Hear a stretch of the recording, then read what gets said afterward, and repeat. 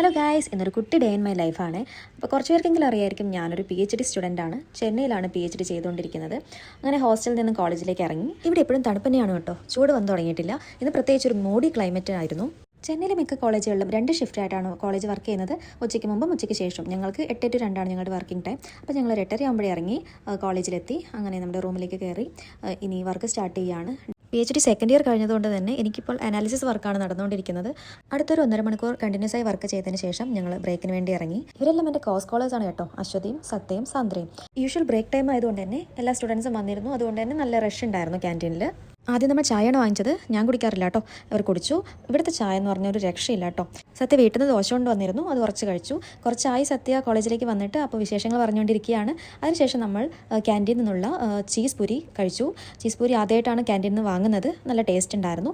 അങ്ങനെ ബ്രേക്കിന് ശേഷം ഞങ്ങൾ വീണ്ടും റൂമിലേക്ക് പോവുകയാണ്. പിന്നെ ഒരു 2 മണി വരെ വീണ്ടും വർക്ക് ചെയ്തു. അതിനുശേഷം ഭക്ഷണം കഴിച്ചു. ലഞ്ച് കഴിക്കുന്ന വീഡിയോ എടുത്തിട്ടില്ല, അതുകൊണ്ട് ഇതിൽ ഇൻക്ലൂഡഡ് അല്ല. പിന്നെയും ഫുഡ് കഴിച്ച് വന്ന് ഒരു 3:30 വരെ വർക്ക് ചെയ്ത് ഞങ്ങൾ ഇറങ്ങി.